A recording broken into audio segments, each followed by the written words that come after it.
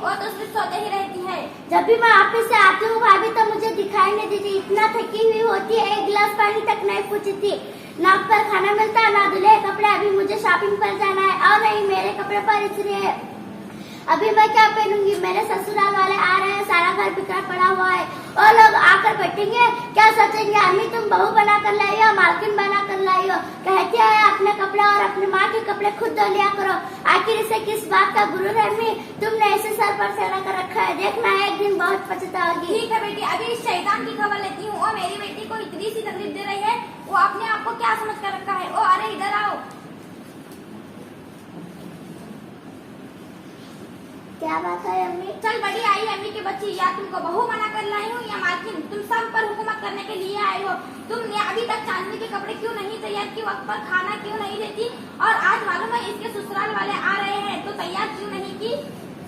अम्मी ये तो गलत बात है अम्मी, मैं तो वक्त पर खाना भी देती हूँ, कपड़े भी बराबर देती हूँ। रात में देर तक काम की, चांदनी के बिस्तर पर क्या सो गई तो शिकायत करने लगी है। अम्मी मेहमान आने में तो अभी काफी टाइम है, उनके आने से पहले हमारा काम हो जाएगा इंशाल्लाह। ज्यादा रहा तो आप लोग भी थोड़ा हाथ बिठा देना चाहिए। अकेले कितना काम कर सकती हूँ। रही बात साबुन और क्रीम, तुम्हारा बेटा खुद ही कहता है कि थोड़ा बर्तन कर रहा करो, अकेली मैं थोड़ी ना इस्तेमाल करती हूँ, आप भी और आपकी बेटी भी। अरे मनहूस, तू मेरी बेटी के बारे में कौन होती है कहने वाली, तेरा बाप लाकर देता है क्या?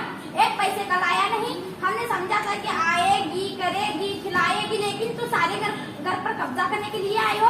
अब तेरे यहाँ कुछ भी नहीं होगा। आज ही तुम्हारे बाप को फोन करके बोल मुझे टीवी फ्रिज और सारा जहेज के सामान चाहिए, और आज के बाद मेरी बेटी का जरा और कुछ भी सामान को हाथ नहीं लगाना। अम्मी अब तक के जो हुआ उस बात से माफी चाहती हूँ।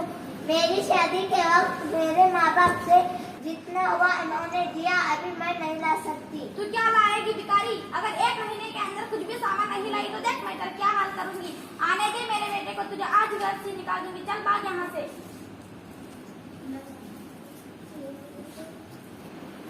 अस्सलाम वालेकुम। वालेकुम सलाम। चांदनी तुम्हारे ससुराल वाले आए हैं, चाय नाश्ता लाओ।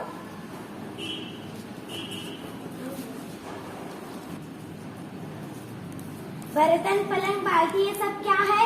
हम भीख में आए क्या? Sofa fridge TV washing machine ये सब कहाँ है? आप अपना सामान यही रखना, और अपनी बेटी भी हम जा रहे हैं। नहीं आप रुक जाओ। नहीं हम जा रहे हैं। रुक जाना अम्मी, नहीं हम जा रहे हैं। आप लोग किस बात पर बहस कर रही हैं? देखिए आपा, आपकी गांव की औरतें कितनी ज्यादा खिलाफ होती है। शादी से 1 साल पहले कह रही थी जहेज का पूरा सामान दूंगी, अब टाल मटोल कर रही है। देखो आपा, हमने ये सब जहेज की रस्म निकाल रखी है। शादी में तो लड़की मिल जाए यही बहुत है। आखिर आपकी तो भी एक बेटी है, कल उसे भी उसके ससुराल वाले भी ऐसे ही मुतालिबा करेंगी तो फिर आप क्या कर लेंगी? अगर यही सिलसिला चलता रहा तो दीन दुनिया तकलीफों से भर जाएगी। ससुराल में किसी को आराम नहीं मिलेगा। हर किसी को जितना दो सब कम है। ससुराल वालों की ख्वाहिश हम पूरी नहीं कर पाएंगे तो कल के दिन हमारी भी बेटी कहीं जाएगी, उसे भी तकलीफ होगी, वो जहेज का ताना सुनेगी। सबसे पहले हमें यही सोचना चाहिए कि हम जिसकी बेटी लाए हैं वो हमारी भी बेटी है। हम अपनी बहू को बेटी समझेंगे तो हमारी भी बेटी बेटी समझी जाएगी। हमने तो ऐसे ही सुना है कि अखबार और न्यूज में तो जहेज के मुतालिबा से सास और बहू के झगड़े से खुदकुशी करते हैं। कैसी सास है? बहू को जला दिया और मार डाला और तकलीफें दी वगैरह वगैरह। जब किसी की बेटी हमारे घर में बहू बनकर आती है तो हम उसे नौकरानी समझते हैं, और छोटी छोटी गलती पर हम उसके खानदान वालों पर लानत व मलामत करने लगते हैं। हाँ आपका हदीस में आता है कि आप सल्लल्लाहु अलैहि वसल्लम एक जगह 3 मरतबा कसम खाकर फरमाया, खुदा की कसम वो शख्स मोमिन नहीं। साहबा ने अर्ज किया, या रसूल अल्लाह हो कौन? तो आप सल्लल्लाहु अलैहि वसल्लम ने फरमाया, जिनकी शरारतों से उनके पड़ोसी महफूज ना हो। आप खुद सोचिए, पड़ोसी के बारे में इतनी वईद है तो हो आपके खानदान का एक फर्ज बन चुका है। तकलीफें देना इतना बड़ा गुनाह है। आपने अखबार और न्यूज में नहीं सुना? कुछ दिन पहले आयशा नाम की एक लड़की थी, इसी जहेज की वजह से पानी में डूबकर खुदकुशी कर ली। मेरी माँ और मेरे बहनों से यही गुजारिश है, अपने घर आने वाली बहू को अपनी बेटी समझे और इसके मोहब्बत में खजाना खोले।